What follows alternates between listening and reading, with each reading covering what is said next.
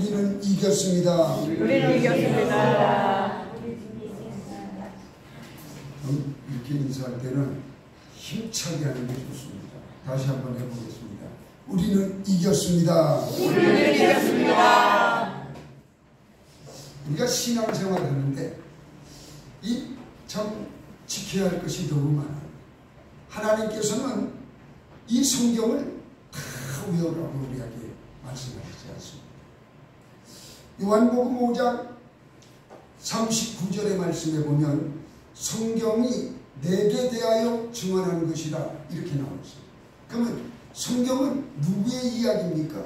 바로 예수 그리스도의 이야기예요. 그래서 하나님이 원하시는 것은 내 아들 예수 그리스도를 좀 정확하게 좀 알아라. 그것을 말씀하고 있는 것입니다. 그런데 우리는 예수 신앙생활 하는데 뭐 이것도 해야 하고 저것도 해야 하고 너무너무 복잡해. 그러니까 우리 예수님이 뭐라고 그래요?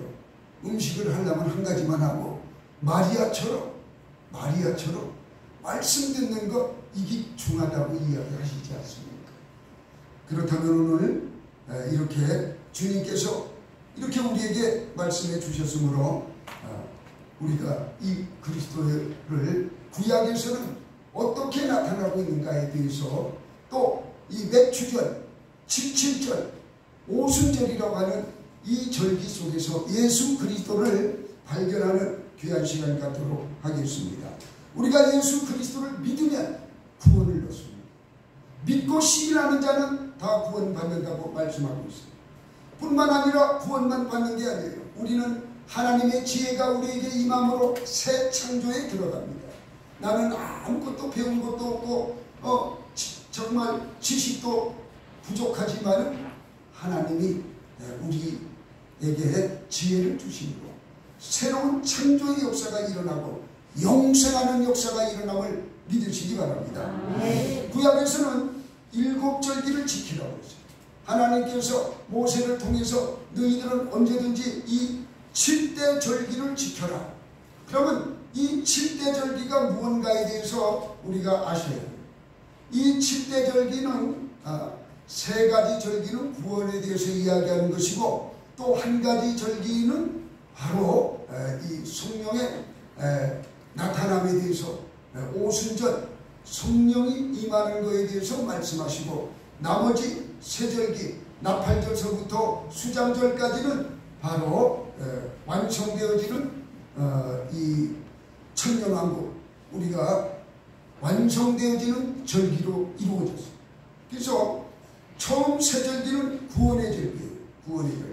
자, 한번 따라 하시기 바랍니다. 유월절, 무교절, 초실절. 여기까지는 구원의 절기. 유월절에 우리 주님이 돌아가시고, 그죠? 네. 무덤에 계시고, 초실절, 부활하신 천년매가 되신 것, 구원에 관계된 절기예요.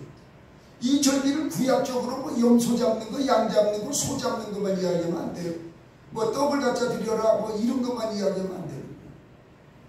어떻게 구약에서 이야기하는 이 절기가 신약의 예수님과의 어떤 관계가 있는가, 이것을 발견하고 조명하는 자가 돼요. 그리고 네 번째 절기가 오순절. 이 가운데 딱 있어요. 이 77절이라고 7주가 지난 다음에 나타나는 절기 77절. 또한 이 오순절은 맥추절이라고 돼요. 그래서 오순절. 따라하시고 오순절. 그리고 다섯 번째는 나팔절. 속죄절. 수장절. 아멘. 그러면 이 절기를 간편하게 여러분들이 알아듣기 쉽게 제가 말씀을 드리겠습니다. 이 7대 절기는 이스라엘 백성에게 주신 하나님의 축복입니다. 이 7대 절기 속에 예수 그리스도가 이렇게 들어있어요. 이것을 발견하지 못하면 안 돼요. 구약 속에는 예수님이 이렇게 들어있어요. 어느 곳에 보더라도 예수님이 숨겨져 있어요. 이 절기 속에는 우리 예수님이 어떻게 숨겨져 있는가, 이것을 우리가 받아요. 그 구속의 은혜가 그 안에 있다는 말씀이에요. 그리고 이 7대 절기 속에는 성도들이 꼭 알아야 하는 복음의 은혜가 이 절기 속에 숨겨져 있는 것이에요. 이 7대 절기 속에는 예수 그리스도가 있다고 말씀을 드렸습니다. 이게 첫 번째 유월절. 이 유월절은 무엇입니까? 바로 예수 그리스도께서 이 땅에 오셔서 이렇게 죽으리라. 어린 양, 바로 이 제물 되어서 이 땅에서 돌아가신다는 말씀이에요. 그 피는 바로 유월절 어린 양의 피이기 때문에 우리의 죄를 사하는 능력이 있는 것이고, 그 피로 말미암아 저와 여러분은 이제 영생하는 그 복을 받았음을 믿으시기 바랍니다. 그래서 유월절은 우리 주님의 죽으심을 말씀하는 것이고, 무교절, 이 무교절 날은 우리 주님이 어디 계셨어요? 무덤에 계셨어요. 3일 동안.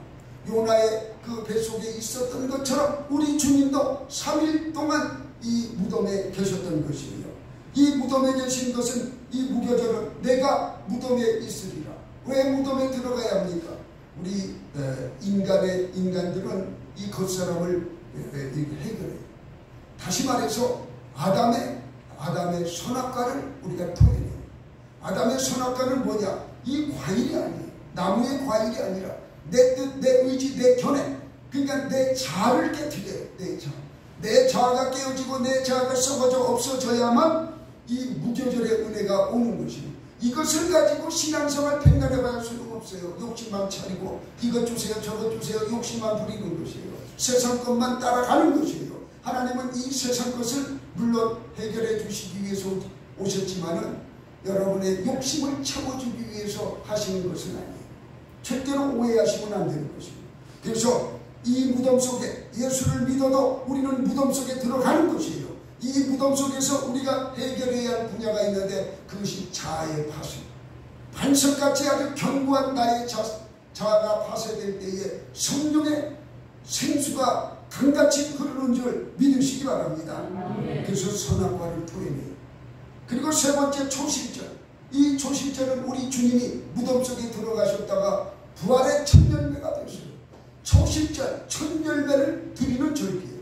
그러면 예수님이 부활의 첫 열매 되셨기 때문에 우리도 이 초실절에 부활의 이 첫 열매가 되는 그 부활의 신앙을 가져요.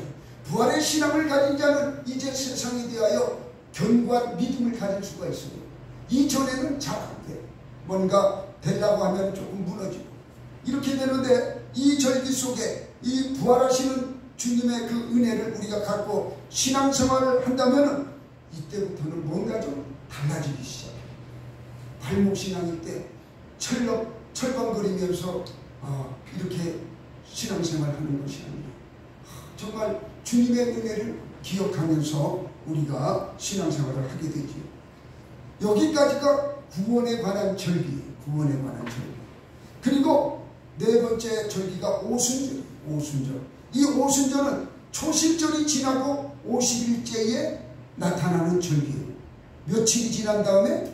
50일. 그렇죠. 50일. 7이 49죠. 7이 49 다음 날 오순절. 이 오순절은 보리를 수확하는 절기예요. 맥추절, 보리하고 밀하고 이런 것을 수확하는 절기라 해서 맥추절이라고도 이야기합니다. 그리고 이 77절, 맥추절, 오순절이라고도 이렇게 이야기해요. 이름이 몇 가지예요? 세 가지. 자, 한번 따라 하시기 바랍니다. 77절, 맥추절, 오순절, 이름이 세 가지. 그러니까 그리고 이 절기까지가 완성되었어요. 할렐루야. 유월절, 무교절, 초실절, 오순절, 이 절기까지가 완성되었어요. 우리 주님이 십자가에 못 박히고 승천하시면서 하신 말씀이 있어요. 너희들은 예루살렘을 떠나지 말고 아버지께서 약속하신 그 성령을 받을 때까지 떠나지 말라. 뒤에 다시 설명하겠습니다. 이렇게 해서 신약 시대의 성령 강림으로 교회가 탄생하게 됩니다. 어느 때에? 오순절이 지나고 이제 성령 받은 제자들이 모이기 시작하는데 교회가 신약 교회가 탄생하게 됩니다. 예수님은 승천하시면서 성령을 우리에게 부어주신다고 분명히 말씀하셨어요. 그래서 이 오순절이 엄청나게 중요해요. 우리가 구원받기 전까지는 음식도 쓴 나물만 먹어야 하고 딱딱한 것만 먹어야 하는데 오순절이 지나면은 우리의 음식이 달라져요. 벌써 나팔절 이런 데 가보세요. 음식이 사과와 꿀, 얼마나 좋은 음식을 먹는지 몰라요. 이제는 인생이 바뀌어지는 거예요. 성령 받으면 이렇게 바뀌어지는 것이에요. 할렐루야. 네. 이 오순절에 성령이 임했어요. 그래서 이 절기까지 완성됐다고 그랬어요. 그러면 이제 다음에 올 절기는 나팔절. 따라하시기 바랍니다. 나팔절. 다음에 올 절기가 나팔절이에요. 이 나팔절은 언제 오냐? 이제 오순절이 지난 4개월이 된 다음에 이 나팔절이 와요. 이것도 설명하려면 너무 길어. 지금은 이 나팔절이 아직 오지는 않았어요. 지금은 이방인의 때예요. 지금은 이스라엘 백성의 구원의 때가 아니라 이방인의 때예요. 이방인의 때. 이방인들이 구원받을 때라 그 말씀이에요. 이 나팔절은 재림의 절기. 할렐루야. 나팔 불 때 여러분의 이름이 확실히 들어있기를 주님의 이름으로 축복합니다. 아멘. 그리고 6번째는 속죄절. 예수 그리스도의 대속의 은혜로 말미암아 우리가 이제 대속죄일 7월 10일 날이죠. 대속죄가 이루어지는데 그리스도의 그 속죄, 아사셀, 염소가 이제 광야로 몰려지고 이런 역사가 일어나요. 다시 말해서 알곡과 쭉정이도 이 대속죄일에 회개하지 않은 것은 쭉정이에요. 회개함으로 역사가 일어나는 것이에요. 그렇게 되는 이 속죄일, 이것이 지나면은 이제 수장절, 이제 알곡을 천국 곳간에 드리는 절기예요. 그때는 이제 회개된 정말 알곡의 이런 영혼들은 추수가 되어서 아주 귀하게 천국 곳간에 드려지는 거예요. 그것이 바로 새 예루살렘. 먼저 천년왕국에 들어갔다가 새 예루살렘으로 들어가는 것이에요. 할렐루야. 여러분 다 그곳에서 만날 수 있도록 주님의 이름으로 축복합니다. 아멘. 그래서 우리의 신앙의 믿음의 종국은 바로 이 수장절에 내가 알곡으로 들어가느냐 들어가지 못하느냐 여기 있는 거죠. 황금 많이 했다고 내가 봉사 많이 했다고 그런 것하고 관계없어. 내가 우리 주님의 그 믿음으로 우리 주님께서 내 믿음을 인정해 주시고 구원받은 백성으로서 알곡으로서 천국 국간에 들어가느냐 들어가지 못하느냐 여기에 큰 결론이 거기에 있어요. 여러분 전부 천국 국간에 들어가시기를 주님의 이름으로 축복합니다. 아이 세상에서 얼마나 힘들게 일했어. 허리가 휘도록 일하고 손이 막 골절이 와가지고 아프도록 일하고 얼마나 힘들게 일했어. 그렇게 살면서 우리가 하나님을 놓지 아니하고 하나님께 영광 올려드리며 살아가는 목적이 저 천국 새 예루살렘을 향해 가야 하기 때문에 우리는 믿음을 놓지 않고 이렇게 살아간다는 것을 기억하시기 바랍니다. 자, 오늘은 매추절, 7.7절 오순절이라고 말씀을 드렸습니다. 오순절은 왜 중요하냐? 기독교는 뭐 기도의 종교, 사랑의 종교 이런 걸 말씀을 많이 합니다. 가장 중요한 것은 성령이 임하는 종교예요. 할렐루야. 성령 하나님이 직접 우리에게 임하신다는 거예요. 성령 하나님 오순절날 성령이 강림해서 각 사람에게 임했다고 그랬어요. 그렇기 때문에 이 절기는 정말 귀중한 절기죠. 두 번째는 기독교의 중심은 사랑이에요. 오순절날, 오순 신명기에 보면 오순절날 어떻게 지키느냐 하면은 이웃과 사랑으로 이렇게 지키라. 사랑을 베푸는 절기예요. 이 절기에는 뭐 보리타작도 해서 풍성함도 있지만은 내 이웃과 타작한 것 가지고 나누어 먹고 가난한 자에게 떡을 돌리고 할렐루야. 이렇게 사랑을 몸소 실천하는 절기란 말이에요. 아주 귀중한 절기지. 그리고 세 번째는 기독교의 아주 늘 우리가 밑바탕에 깔려있는 감사의 절기, 감사. 이 세 가지가 들어있는 게 오순절. 감사함이 없으면 안 되지 않습니까? 감사가 늘 우리 사도 바울도 우리는 항상 우리에게 뭐 기도하고 범사에 감사하라고 그러지 않습니까? 네. 늘 감사하는 게 이게 얼마나 큰 복인지 몰라요. 저는 뭐 사람들이 자꾸 그래요. 교회 어렵지 않느냐 이러는데 뭐 어려운 것도 어려운 거지만 감사가 넘쳐요. 왜 감사가 넘치느냐? 여러분들과 하나님의 귀한 말씀을 내가 증언할 수 있으니까 감사한 것이고 또 그 말씀 따라서 여러분이 행함으로 말미암아 천국 갈 수 있으니까 더욱 감사한 것입니다. 그럼 교회는 원래 영원 구원의 목적이 있는 것이지 물질의 목적이 있는 것이 아니거든요. 그런데 자꾸 물질에다 비유를 하는 것이에요. 여기가 기업입니까? 무슨 기업이에요? 여기가 현대입니까? 삼성입니까? 아니에요. 여기는 행복한 하나님의 교회 그리스도의 몸을 이루어가는 것이기 때문에 여러분으로 말미암아 항상 저는 행복하고 감사한 것이죠. 이런 감사가 나올 때에 하나님께서 우리를 기뻐 받으시는 것입니다. 큰 것만 바라보다 가면 다 무너질 수밖에 없습니다. 여러분 만족하시고 감사하시기를 주님의 이름으로 부탁드립니다. 그렇다면 이 오순절은 기독교의 핵심 절기라고 그랬어요. 이 오순절을 중심으로 해서 다음 절기는 바로 이제 재림의 절기가 온다고 했어요. 재림의 절기. 세상 것은 끝나는 것이에요. 세상적인 것 끝나는 것. 그 다음에는 나팔 불 때 우리가 무엇 하겠어요? 내 이름 부르는가? 내 이름 소리만 들으면 되는 것이지 그때부터 뭐 농사하겠어요? 농사하지 않아요. 이제 천국에 들어가는데 무슨 농사를 할 것이며 무슨 뭐 힘든 일을 하겠어요? 힘든 일 하지 않아요. 그래서 이 오순절이 아주 그 중앙에 가장 중심이 되게 서 있는데 이 절기에 무엇이 우리에게 임했다? 성령입니다.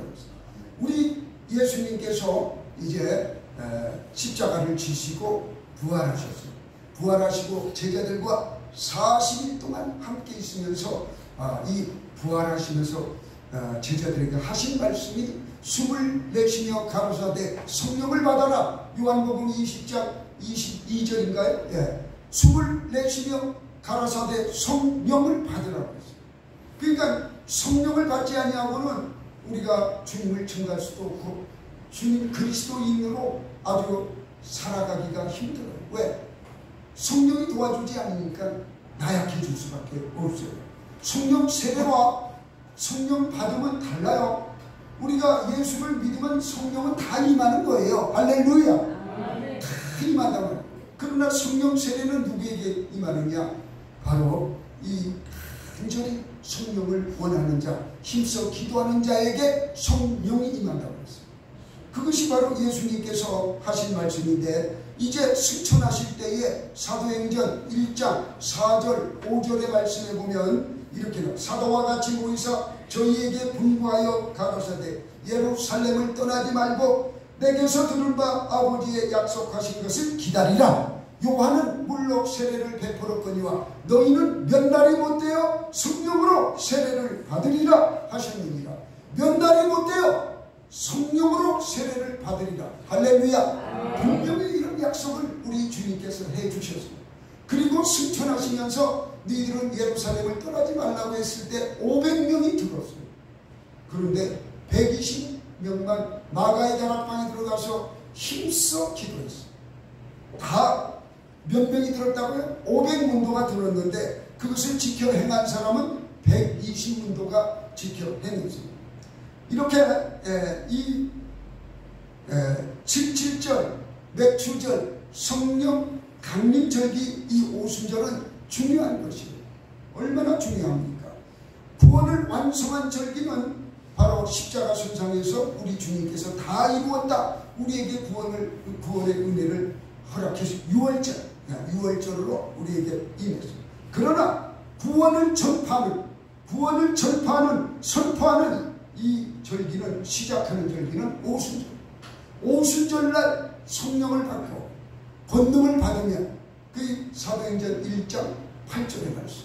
너희가 성령을 받고 권능을 받으면 예루살렘과 온 유대 사마리아와 땅끝까지 이르러 내 증인이 되리라. 그러니까 성령 받지 아니하고 성령 충만 받지 아니하고 우리가 세상에 나가서 한다면은 이것은 자기 의를 드러내는 것밖에 되지 않습니다. 하나님의 일이 제대로 되어지질 않아요. 자기 의만 자꾸 나타나요. 자기 의가 나타나니까 충돌도 일어나는 경우가 많이 있죠. 그러나 우리가 성령으로 충만하면 모든 것이 지혜롭게 성령께서 지시하는 대로 이루어지는 것이에요. 사도 바울이 고린도 지역의 그 악한 곳에 가서 복음을 증거할 때 두려워하지 말라고 그러잖아요. 성령께서 여기에 하나님의 말씀을 들을 내 백성이 많다 분명히 말씀하잖아요. 구원받을 백성이 많다고 선포해 주셨기 때문에 그곳에서 놀랍게도 고린도 교회가 세워지는 역사가 일어났습니다. 성령이 하시는 일들은 이렇게 이어지는 것이에요. 그리고 이 성령은 오순절날 임하게 됩니다. 사도행전 2장 1절에서 4절까지의 말씀에 보면 오순절날 마가의 다락방에서 성령이 임하는데 그냥 한 사람에게 임하는 게 아니라 각 사람 위에 불의 혀 같은 것이 임하였다고 기록되어 있습니다.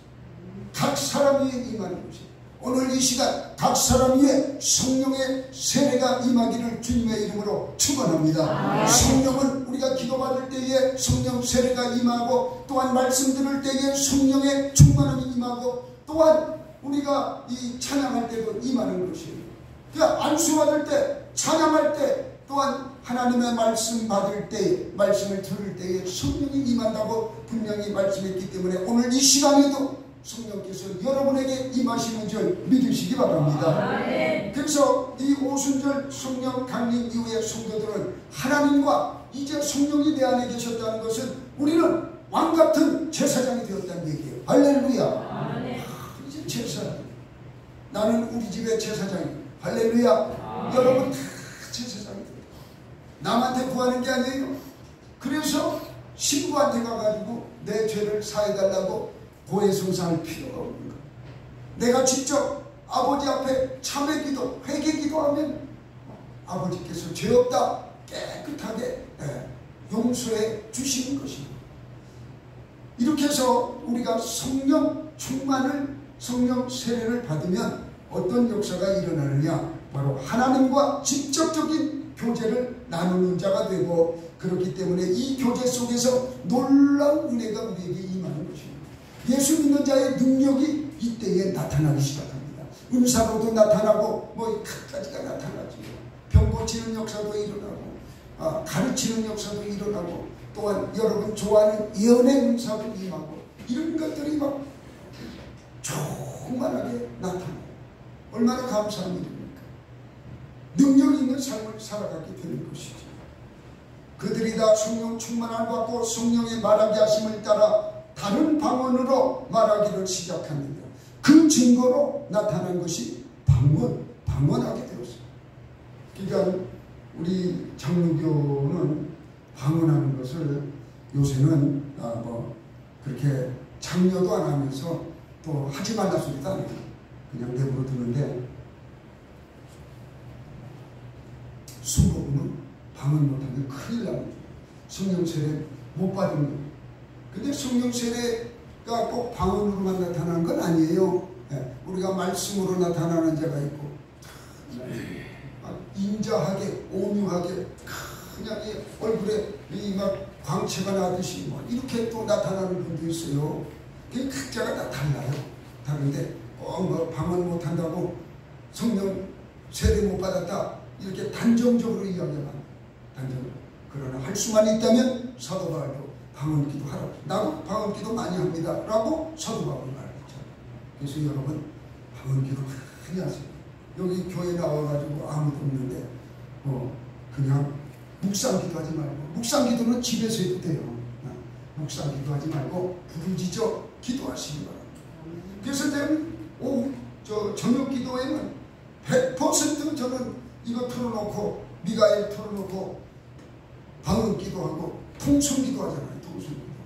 그 통성기도 10분만 그냥 부르짖어도 영줄이 잡히니까 기도가 아주 쉽고 아주 정말 하나님이 받으시는 것처럼 느껴지고 그래요. 아주 그 훈련이 중요한 거예요. 기도의 훈련이 안 되면 여러분들은 자꾸 중언부언하게 되고 엉뚱한 것 구하게 된다는 말씀이지요. 이렇게 성령이 각 사람 위에 임했다고 했어요. 각 사람 위에 임했더니 어떤 역사가 나타나느냐, 성령이 나타난 그 증거는 방언으로 나타났다고 그랬는데 이때는 이제 확장의 역사가 일어나요. 그냥 1 더하기 1은 2가 아니라 곱하기로 나오는 거예요. 3 곱하기 3은 9죠. 더하기로 하면 6밖에 안 되는데 이 확장의 역사가 이때부터 일어나는 거예요. 능력의 확장이 일어나는 거예요. 오순절 능력 받으면은 사도행전 2장 14절의 말씀에 보면 베드로가 성령 받고 첫 설교를 하게 되는데 놀라운 역사가 일어납니다.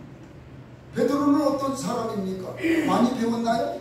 배우지 못했어요. 예수님께 말씀 배운 것밖에 없어요. 지금으로 보면 최고의 신학교를 나온 거예요. 그리고 그는 어부예요. 고기 잡는 분이에요. 그렇기 때문에 예나 지금이나 어부들은 이 풍랑 있는 거나 잘 보고 고기 물 때만 잘 알면 되는 것이지 세상적인 거 몰라도 고기 잡는 것하고 아무 상관없어요. 그렇게 이 어부 출신으로 성경에 대해서 닦지 못했어요. 그런데도 이제 성령 세례를 받은 이후에 그는 놀랍게 바뀝니다. 그 계집종에게 예수님에 대해서 나는 모른다 3번씩이나 부인했던 이 베드로가 성령 충만을 받고 성령 세례를 받고 두려움에서 벗어나서 이제 성전으로 올라가서 기도하게 되는데 성전으로 탁 올라가는데 성전 미문에 안진뱅이가 앉아있는 거예요. 날 때부터 걷지 못했던 안진뱅이를 보게 되는데 그것에서 주목하여 보았더니 믿음이 있는지라 요한과 이 베드로가 이제 그곳에서 하나님의 우리 주님의 역사심이 나타나는 성령 충만을 받은 그 역사가 나타나는데 내게는 은과 금이 없거니와 내게 있는 것은 내게 주노니 나사렛 예수 그리스도의 이름으로 일어나 걸어라. 있을 때 뻘떡 일어나는 역사가 있었다는 것 여러분 성경을 통해서 알고 있습니다. 오늘 이 시간 여러분 위에도 뻘떡 일어나는 역사, 물질이 뻘떡 일어나고 건강이 뻘떡 일어나고 환경의 저주가 끊어지고 뻘떡 일어나는 역사가 있기를 주님의 이름으로 축원합니다. 뻘떡 일어나야 해요. 저 아픈 사람 안 일어나네. 백날 내가 일어나라 해도 안 일어나요. 뻘떡 일어나려고 하면은 하나님이 힘 주시는 것이에요. 누가 잡아주고 누가 이렇게 세워주기를 원하면 안 되는 것이에요. 말씀을 들을 때 이것은 나에게 주시는 말씀이다 하고 뻘떡 일어나면 성령이 이렇게 세워주시는 것이에요. 여러분 물질도 마찬가지예요. 나는 지금 물질 때문에 고통받고 있다 하면은 내가 뻘떡 일어나야겠다. 성전 미문에 한 번도 걸어보지 못한 사람이에요. 어떻게 걷는지 알지도 못하는 사람이 뻘떡 일어났다는 것. 여러분 이게 기적 중에 기적이지만 표적이에요. 하나님이 이렇게 일하심을 보여주신 것입니다. 여러분 이런 표적 보기를 원한다면 우리는 그만한 믿음이 있어요. 맨날 아프다고 하시지 말고 정말 아픈 분이 있다면 말씀 중에 거하시는 우리 하나님 주님을 붙잡으시고 그 주님대로 명령대로 순종해 보세요. 분명한 기적이 일어나는 줄 믿으시기 바랍니다. 그리고 그 말씀을 들었던 그 백성들, 그 이스라엘 백성들은 어떻게 변했습니까? 우리가 어찌할꼬 통에 자복하는 역사가 일어났어요. 너희도 회개해서 성령을 받으라고 말씀하지 않습니까? 그럴 때에 3,000명이 회개하고 돌아오는 역사가 있었던 것이에요. 여러분 우리 교회가 3,000명으로 채워지는 역사가 있기를 주님의 이름으로 축복합니다. 그러려면 여러분들이 성령 충만을 받아요. 여러분들이 다 성령 충만함을 받으면 한 번에 3,000명이 돌아오는 역사가 있다는 걸 기억하시기 바랍니다. 놀라운 역사. 이렇게 해서 신약 교회, 초대교회가 형성되기 시작합니다. 이제 각 12명의 120문도가 각자에 나가서 복음을 증거해요. 복음을 증거하니까 모이기 힘쓰고 이렇게 해서 거룩한 경건한 생활을 하게 됩니다. 초대교회, 다시 말해서 성령 강림 이후에 나타난 현상이 바로 신약교회, 초대교회가 세워졌다는 말씀이에요. 3355 자기 가정에서 시작해가지고 교회들이 세워지고, 교회들이 세워지면 그들은 경건한 삶을 살았고 그리스도인이라 칭함을 받는 그런 삶을 살았고, 그리고 사랑을 나누는 자들이었어요. 자기 재산을 다 사고 발 앞에 갖다 놨어요. 그리고 넘치도록 쓰고 남고 넘치는 역사가 있었다고 그랬어요. 사랑의 역사입니다. 그리고 세 번째로는 친교를 나누는 코이노니아, 친교를 나누는 그런 공동체라고 했어요. 그 이야기를 떡을 뗀다고 나와 있는데, 이 떡을 뗀다는 것은 뭐냐? 주님의 십자가의 고난, 주님의 죽으심을 기념하는 그 행위를 가정교회에서 행했다는 말씀이에요. 여러분 가정교회에 집에 들어가셔서 예배 드릴 때 여러분들도 제사장이니까 떡을 떼는 역사가 있기를 주님의 이름으로 축복합니다. 구역 예배 드릴 때 여러분 모일 때에 그런 역사를 일으켜야 돼요. 성경대로 하는데 누가 이단이라고 합니까? 성경대로 하는데 아무 문제가 없어요. 그들은 같이 떡을 떼고 이런 성찬을 이렇게 행하는 역사가 있었던 것입니다. 사랑하는 성도 여러분, 이 오순절이 얼마나 귀중한 건지 깨달아야 해요.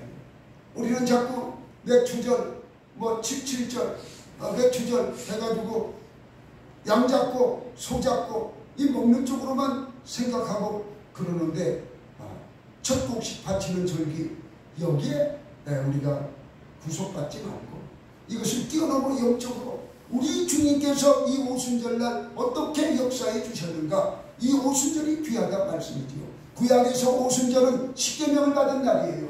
구약에서 오순절은 성경을 받은 날이에요. 율법을 받은 날이라 그 말씀이에요. 신약에서 오순절은 바로 성령께서 임하셔서 초대교회를 세워가는, 그리스도의 몸을 이어가는 귀한 절기라는 것을 믿으시기 바랍니다. 이제 우리가 성령 충만함을 받고 각 사람이 영원 구원의 열정을 가지시기를 주님의 이름으로 축원합니다. 축원합니다. 기도하겠습니다.